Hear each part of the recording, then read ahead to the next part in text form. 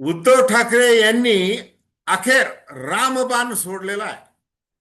आता तो अमित शहा आणि एकनाथ शिंदे यांच्यावर मी कितपत बसणार याबद्दल उत्सुकता आहे.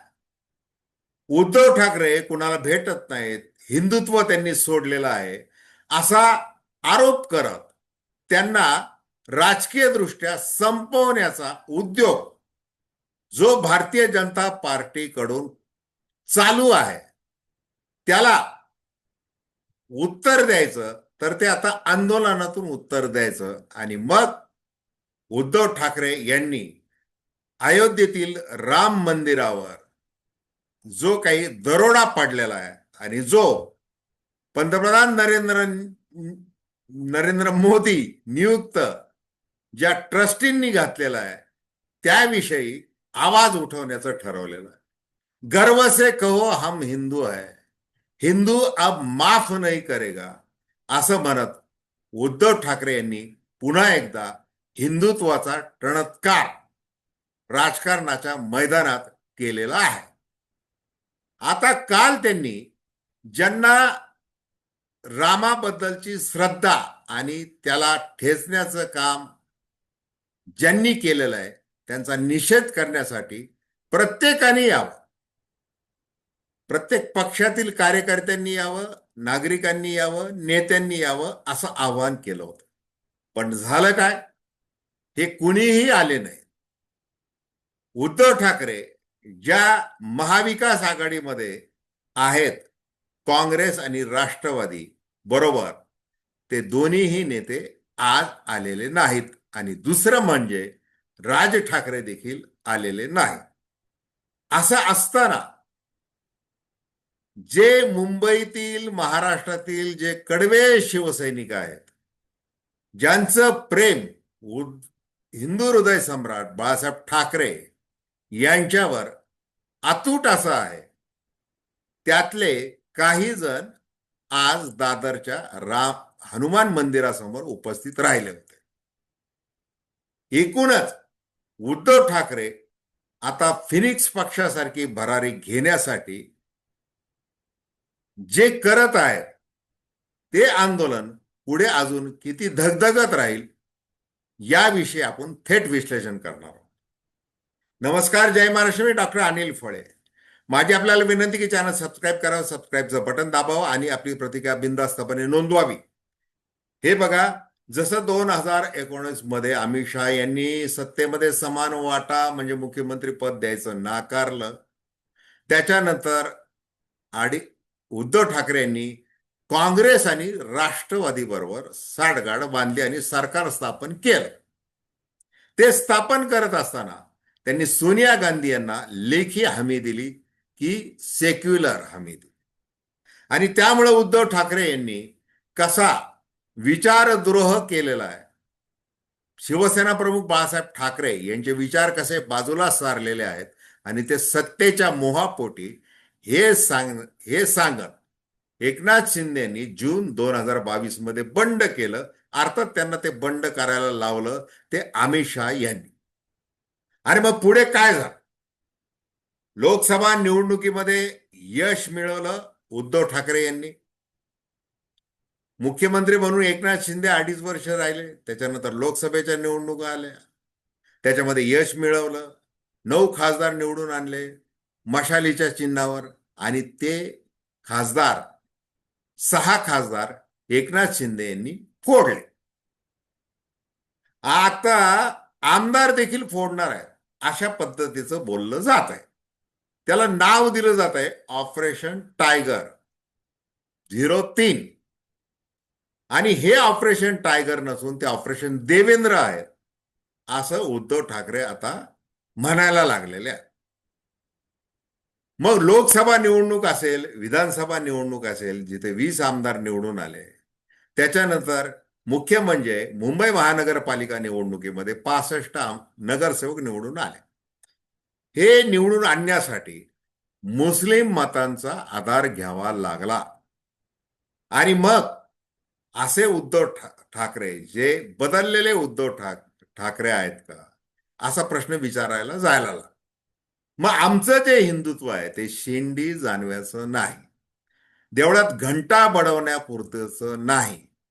आम्हाला प्रभू रामचंद्र हे राष्ट्रीय अस्मिता म्हणून स्वीकारायचं आहे. आम्ही स्वीकारलेलं आहे.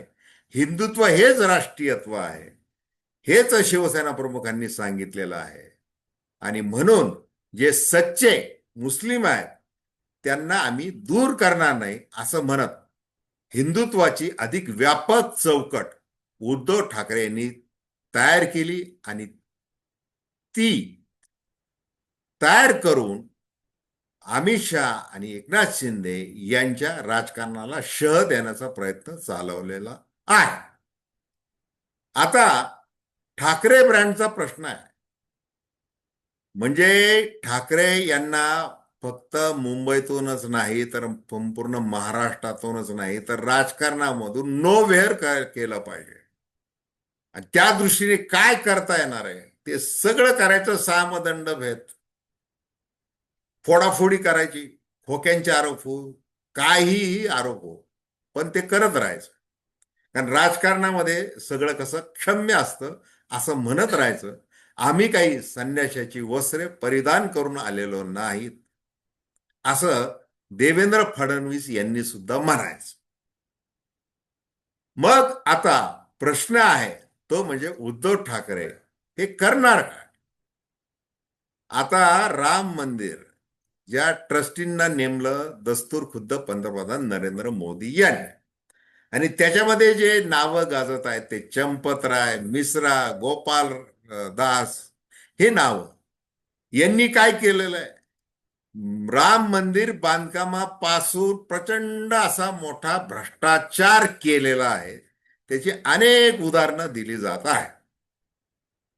मग त्यांनी जो दरोडा टाकला, त्याच्यामध्ये जी लूट केली, त्याच पैशातून खासदार आमदार फोडण्याचा उद्योग सुरू आहे असं उद्धव ठाकरे म्हणत.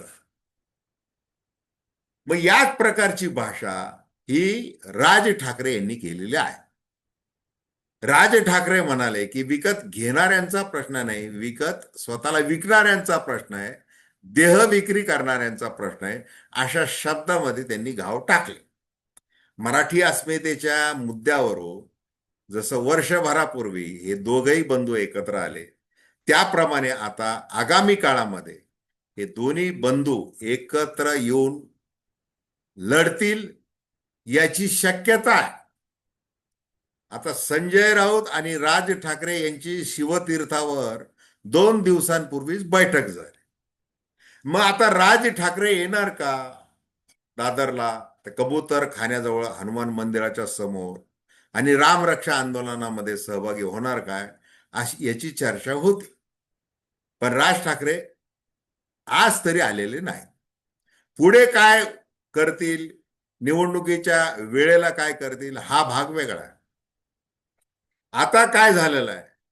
आता अशी परिस्थिती आहे की उद्धव ठाकरे यांना कोणत्याही स्थितीमध्ये आपला ठाकरे बाणा दाखवत राजकारण तितक्याच आत्मविश्वासाने करावा लागणार आहे. आणि त्याची पहिली चुणूक त्यांनी हे जे 6 खासदार फुटले त्यांच्या मतदारसंघामध्ये जाऊन दाखवली. आणि राम मंदिरावर पडलेला दरोडा लक्षात घेऊन त्यांनी जे हिंदुत्वाचं कंकण पुन्हा जे बांधलं, आज त्यांचा पेहराव म्हणजे भगव्या रंगाचा पेहराव बरंच काही बोलून जात होता. त्यांच्या समोर त्यांना ऐकण्यासाठी आणि या आंदोलनात मनापासून सहभागी होण्यासाठी जी काही गर्दी जमली होती त्या गर्दीने पावसाची पर्वा केली नाही. आणि मग त्या गर्दीमध्ये पत्रकारांनी अनेकांच्या मुलाखती घेतल्या. त्याच्यामध्ये नितेश राणे बघा काय म्हणत आहेत, ते आता शुद्धीकरण करणार वगैरे वगैरे असं म्हणत आहेत. तर त्यावेळेला कोंबडी चोर नारायण राणे यांना कुणी आणलं राजकारणात, कुणी मोठं केलं, आणि ज्या वेळेला हे बाबरी पाडली गेली 92 मध्ये, त्यावेळेला नितेश राणेंचं वय काय होत? आता नितेश राणे देखील व्हाया काँग्रेस फिरून आलेले आहेत वडिलांबरोबर. आणि आता मात्र ते कसे आहेत की फायर ब्रँड नेते, हिंदू जन आक्रोश मोर्चाचे नेतृत्व करणारे भारतीय जनता पार्टीचे खास नेते अशा रूपात वावरत आहेत. बरंच काही घडणार आहे. आणि आता जे मुंबईत आंदोलन झालं ते पुढे महाराष्ट्रामध्ये ते कशा प्रकारे उद्धव ठाकरे करत राहतील, त्यांना प्रतिसाद कसा मिळत राहील, आणि मुख्य म्हणजे निवडणुकीचं राजकारण करण्यासाठी त्यांना आता एक एक उमेदवार शोधायचा आहे. आणि तो उमेदवार निवडून यावा यासाठी त्यांना अनेक गोष्टी करायच्या आहेत. त्याच्यामध्ये पहिलं जे अस्त्र आहे ते अस्त्र त्यांनी आज उगारलेलं आहे. आणि आपण भारतीय जनता पार्टीच्या मदतीने नाही, पंतप्रधान नरेंद्र मोदी यांचा चेहरा वापरून नाही, तर आपण शिवसेना प्रमुख बाळासाहेब ठाकरे यांचा चेहरा वापरून आणि मशाल चिन्ह घेऊन निवडून आणू शकतो. हे त्यांनी लोकसभा निवडणुकीमध्ये दाखवलं. त्याचप्रमाणे आता आगामी काळामध्ये ते कशा पद्धतीने दाखवतील हे आता आपल्याला बघायचं. तर धन्यवाद. हा व्हिडिओ आपल्याला आवडला असेल अवश्य शेअर करा, सबस्क्राईब करा आणि आपल्या प्रतिक्रिया बिनधास्तपणे नोंदवा. धन्यवाद.